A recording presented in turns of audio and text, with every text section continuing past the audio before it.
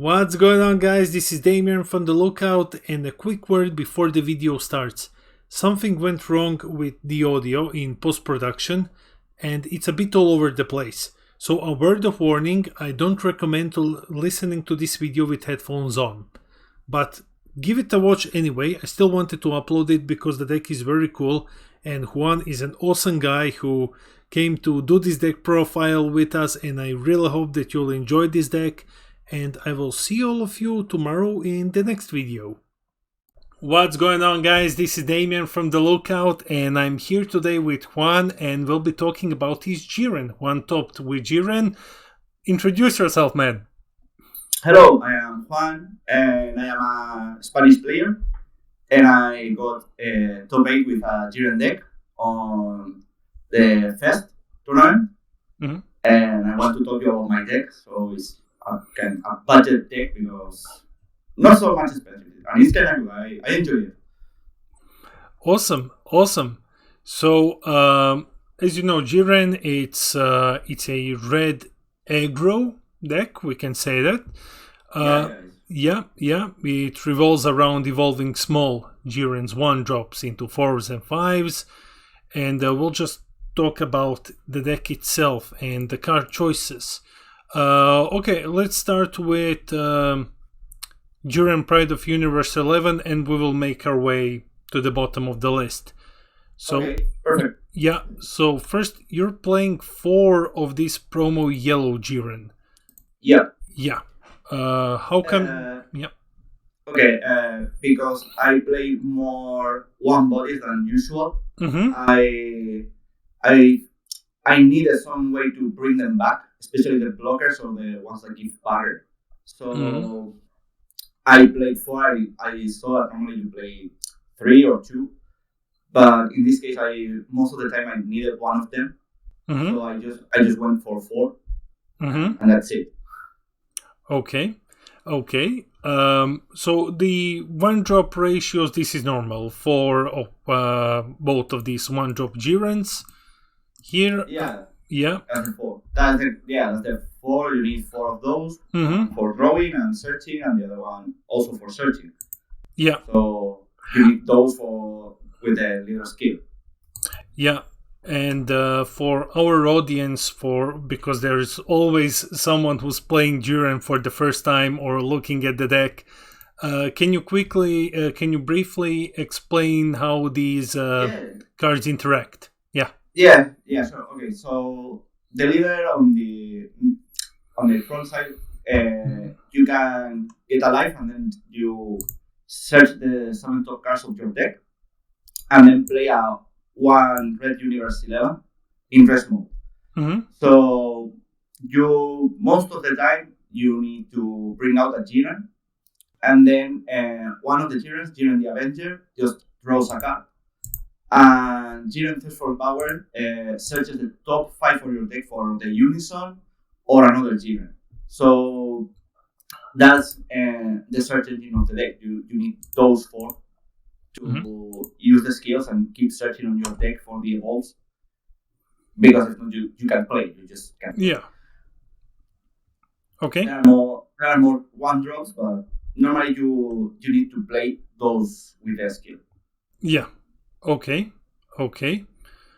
And then you can freely evolve this 4-drop or 5-drop for 1 energy onto them.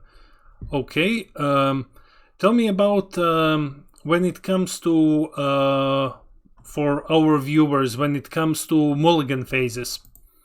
You usually aim to send these 1-drops back to the deck, and you're aiming for these evolve targets, or are you aiming for the Unison? How do you go about this?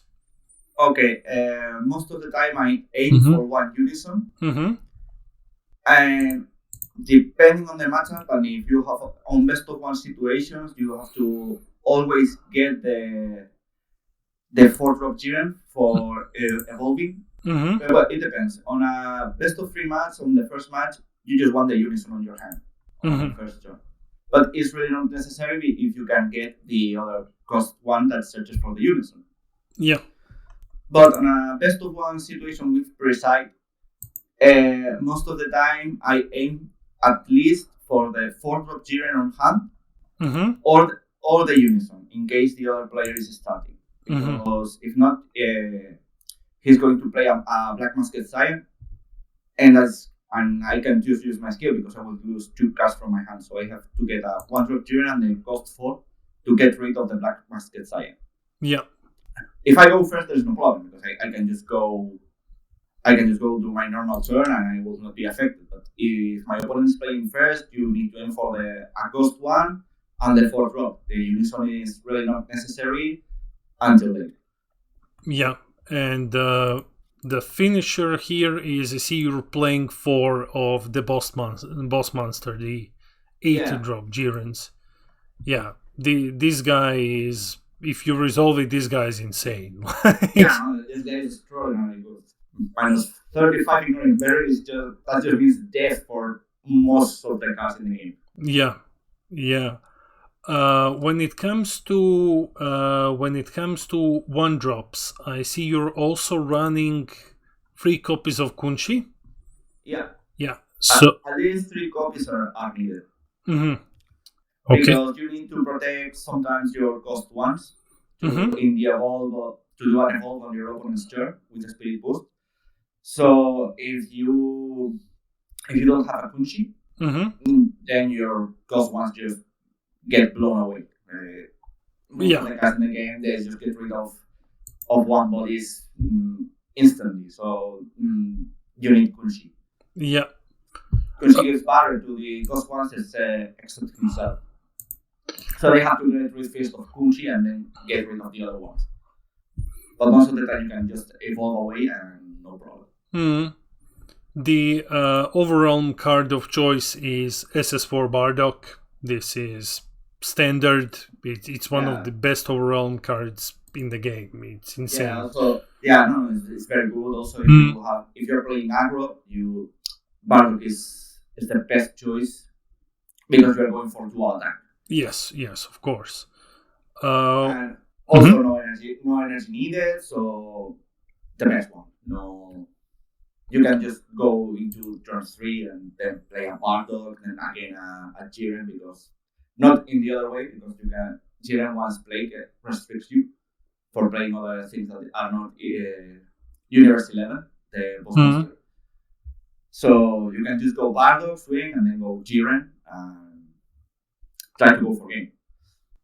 Okay. Yeah, for here we have 4 of Yamcha Merciless Barrage. This is standard. This is your free counterplay in almost every red deck. Same as 4 of Reddit's Seanute, your super combo.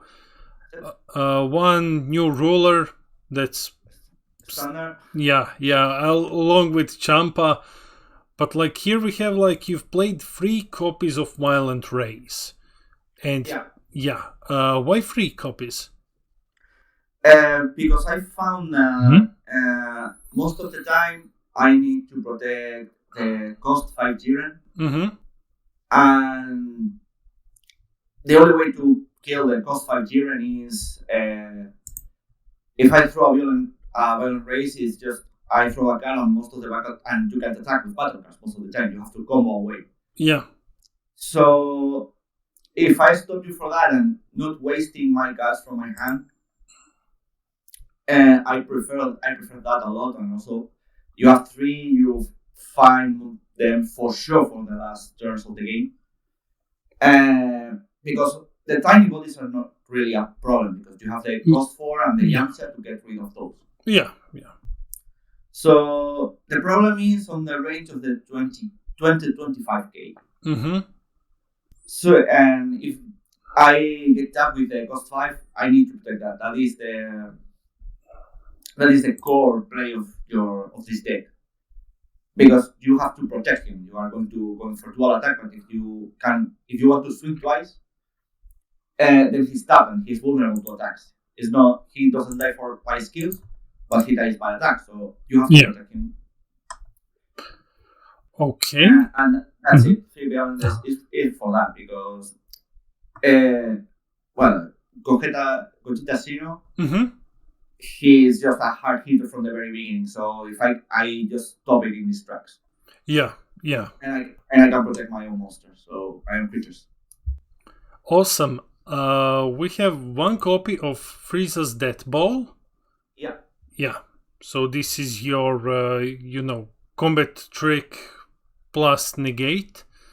You think one copy is enough, or this was a kind of test, but because normally I play 2 or 3, but now with the new Realm of the Ghost Ultra Instinct, I feel that just one Frieza Death Ball is enough, because Frieza Death Ball is mostly for offense. I use it mostly for offense. Yeah. When I'm going to the last strike is 25k combo, because you gain 15 and your opponent loses 10, so it's 25k. Yeah.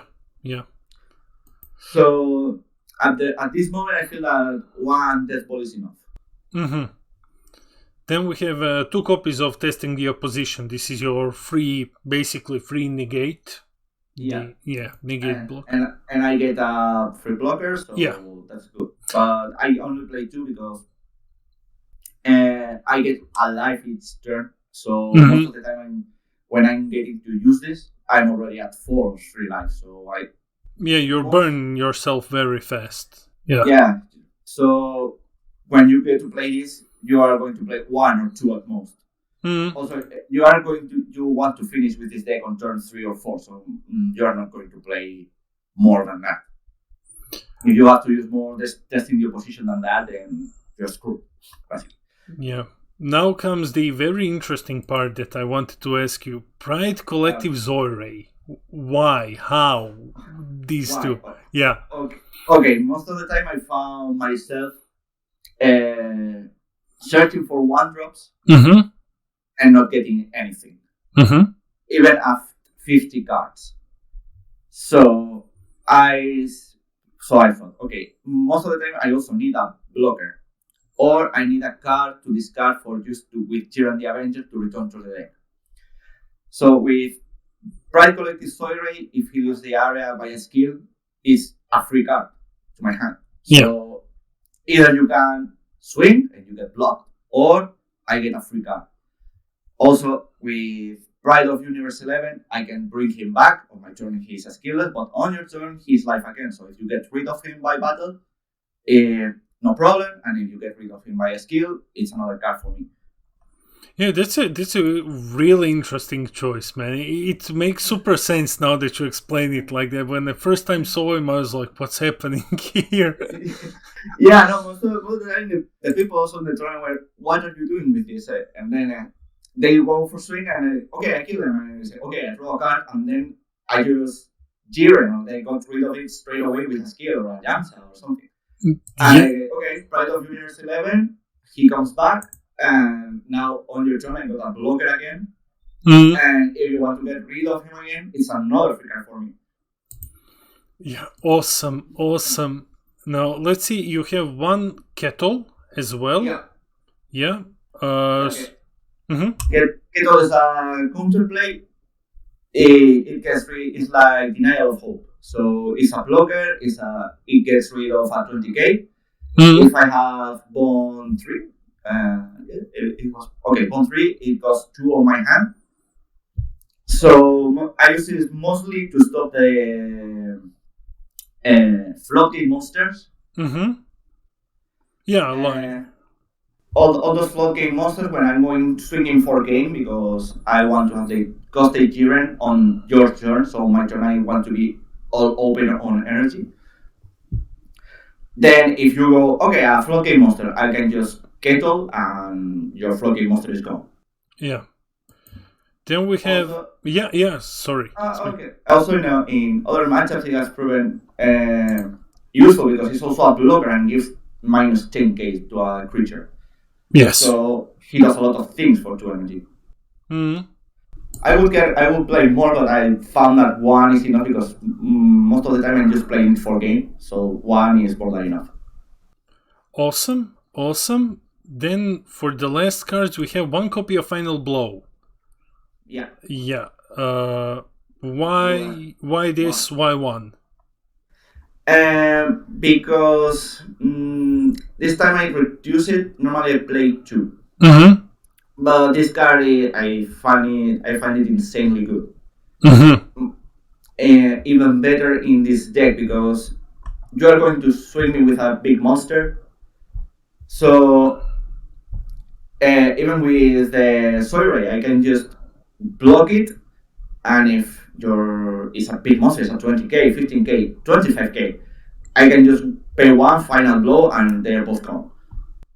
Okay, yeah, that's very good. That's a crazy tech, man. Like I wouldn't expect this, man. You would catch me with this every time. So. Yeah, even in that was fun because in the top 8 I managed to play it against a Gogeta Xeno that went with the Thwart in the Dark Empire, and I was just, okay, final blow on Kunchi and Gogeta is gone. And he was like, what? He was like, I got 2 times because he didn't believe it. So your last drop is another Zoidray, the promo one. Yeah, because this one doesn't give me a draw, but if you don't want to kill it, he just resists 1 KO. Yeah. Also, versus green is very good because green mostly KOs things. So he tries to KO it 1 time and you have to KO it another time, or he just blocks again and again. Yeah, and for the last cards we already went over Realm of the Gods. Yeah. You're using. Yeah, the new attacks there. It's insanely good. Also, I have no problem with this card. Mm-hmm. So because this one I mostly use it for defense. The other one I use it mostly offensive. This one is mostly for defense. Yes. Because I get 1 card and it's a 15k combo, so most of the swings I can just stop them. Awesome. Let's go just now super briefly over your side deck options. So okay. Yeah, let's start with 4 copies of Dabura. Yeah. This is standard for high control. Yeah. What about this? Like 2 copies of Vegito, Unison of Might. So okay. Yeah, go. I have to go with my reasoning behind this. Mm-hmm. I found that Jiren often gets lacking against things like Sin Shenron or things, or if you go first versus a Gogeta Xeno, you want to avoid the 8 drop. So the Vegito is just, you play it, you play the -2, and then you are at 2 markers, then you play a Jiren Pilot of Universe 11 and get ready to evolve away with the Jiren cost 4 for defense, but it's just so you can play battle cards with skills. So all the cards played with skills just go to the drop. Mm-hmm. So basically, Gogeta can play Gogetas, can fuse away, can use fusion. Since Shenron, the yellow one, can't play dragons. Mm-hmm. Or if you kill a dragon, the ball doesn't come in because it goes to the drop instead. And so on and so on. Or if since Sharon is going to play the 6 energy, the one that plays all the dragons, he can't because they will go all to the drop instead. Yeah. Okay. It's quite expensive and it's more useful if you go first. But if you go second, then maybe you have to play a little different, but it also works. It's just to stop the big things that come from also for the new Universe 7. They can play the Goku or they can play the Secret, so you're kind of safe. Yeah. Okay. Then we have King Vegeta Hidden Ambitions. 2 copies of this. Yeah. Yeah. Okay. Yeah, go. Yeah, no, this is just to stop the free 1 contest. Especially against green. Because green is going to play Dormant Potential a lot. Yeah. So I found myself against some matchups here in my locals, especially versus King Gold that topped another event. Mm-hmm. That he goes Unison and I'm just going to eat Dormant after Dormant after Dormant. And Jiren is a deck that has to swing a lot with many bodies. Yes. So if he hits me with a dormant, I'm just useless. So I can do anything, and then he comes back and kills me. So most of the times you just go King Vegeta, and now the dormant is useless, and you can keep swinging unless they want to use another dormant. Now you have 2 more attacks. Yeah, this is a very interesting choice, man. Like, cause I'm looking at this, and I'm thinking, a lot of people who are playing red who would look at this card and they'll be like, well, I'm not playing a Saiyan leader. Like, I'm not. Why would I put this? But the way that you explain it, it makes absolute sense, to run this. Yeah, because the only requisite is that your leader and your energy are all mono red. Yes. And your opponent has to have 3 energies. So most of the time when you're going to use it is to finish the game. And in those situations, you want to avoid if they have made a big play and they just go dormant potential, they go power burst, or the free one counter with Sparky, blue, the dimensional magic. Yes. If you have this in hand, it's a counter. You just negate the counter, so they get 1 life to their hand. You have effectively done 1 damage, and they get nothing. They just get 1 card in hand. Yeah. And your attack keeps going through. So if you are hitting with a boss monster, with a boss Jiren, it's at 35k. It's nothing. They have gotten 1 life less, and maybe they are at 2 life now, and they have to combo away. Yeah, I can see how this just catches people off guard completely, and it just ruins their day. Yeah. Okay, let's see. Vegeta Resolve Renewed. So this is, I would imagine, for like Oceanus, Robotic Reposed, another. Yeah. That's just like Kettle, but cheaper. But it goes live on turn 3, so it's nothing for the floating monsters, and that's it. No more. Yeah. We have one of these SS Vegeta exploiting weakness. So this one is counterplay, and he minuses all of your opponent's cards by minus 20k. So it's a board clear. Yeah, it's a board clear, mostly effective if you're playing something even more aggro than you. If you are playing against King Piccolo. Most of their bodies are 20k, so you go turn 3, maybe you want to wait out. The moment they play 1 card, boom, Vegeta. And that's it, and then you are at 20k, and they just can't hit you. But they can, but they have to combo, so they have to spend their hand, or they have to spend some cards to hit you. So most of the time, people just go, I want to attack. They attack, they go, okay, I combo 1, I combo 2, and okay. Awesome. And now the last card is 4 copies of Reddit's The Oppressor. Yeah. Because I have a problem with blue. I see blue and I hate it. The way they get a ton of energy, especially Soul Striker, so I say, okay, 4 Reddits. Yeah. Go in, and then screw me. That's it. That was an kind of insane choice, but I needed that. Oh man. Okay. That's the only reason I got, because I hate blue, and especially Soul Striker, or things that restore a lot of energy. So I said, okay, I don't want to get you energy. We're going to first. If I only get 1 energy for each turn, you get only 1 energy each turn. You want to get energy? Okay. Awesome. So finally, let's just go briefly. Can you tell me your matchups? What's your favorite matchup? What this deck is struggling the most against? Okay. I found I have struggling. Okay, struggling. You struggle against yellow now. You struggle. You struggle big time. Yeah.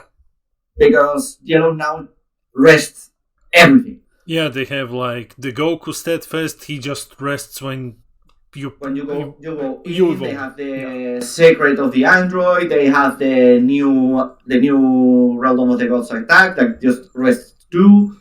Yeah. So the problem with this is that none of the big monsters here have barrier. So you just go to rest. That's it. Yeah. You are rested and that's it. Also, they have access to Final Flash, so they can negate. So yellow nowadays is a kind of bad matchup. Green most of the time you can just get away with no problem, because but you have to rush the 5-drop Jiren. So because green is just going to use skills to try to get rid of him, and you're going to get life to your hand. So that's kind of good. Black is it's an even match. I mean, the big sorry, man. The biggest boogeyman right now is Gogeta Zeno. So how are you fighting him? No, that's a nightmare to fight against. I'm sorry. No. This is the second deck profile that I'm doing in like 2 days. The previous one was like Sin Shenron, and it's the same story. It's, like you do everything and you just pray not to run into Gogeta Zeno, and that's basically it's a nightmare. I saw the Sin Shenron. He's a buddy of mine from here, so nice. So Gogeta Zeno, the problem, I think, this is going to be some rambling, some old man rambling. Gogeta Zeno, the problem that has is that it has too many aggressive and defensive options. So, in my case, I fought the pure Gogeta Zeno on the top, and then I fought Gogeta Zeno dressed as Goku's Super Saiyan 4, and then Gogeta Zeno dressed up as Trunks. Most of the time is you just have to defend the cost 5, swing one time, stay inactive, so Gogeta doesn't come to hit you. Yeah. And then if he goes first, then you're going to struggle a lot. You want to keep your unison alive. You're going to use a lot of blockers. And then it came handy Kunshi and the Soul Rays, because with Kunshi I kept Soul Ray alive, and then when Gogeta hit, he just could punish Kunshi. And then I blocked with Soul Ray and then get back against Soul Ray, so it was quite defensive. Awesome. And then you have to catch him off guard and pray. If you go first, it's easier. But again, it's just the same. You have to go for the unison, you have to go for the cost 5, and turn 3, you have to stay on top on his turn 3. Play a Jiren, and play a boss monster, kill one of the Gogetas, and then wait and on turn 4 go for to kill him. Because it's the Pokemon. You say it's horrible. Okay. Well, I think that's all. So thank you very much for doing this deck profile with us. My own. Are there any shoutouts that you want to get before we wrap it up? No, because you have already interviewed my buddy with the system. So Awesome. Well, thank you so much, guys. This was this Jiren deck profile, and I hope you enjoyed it. Once again, congratulations on topping with this deck. Thank you. And that's been all, guys. I will see you in the next video.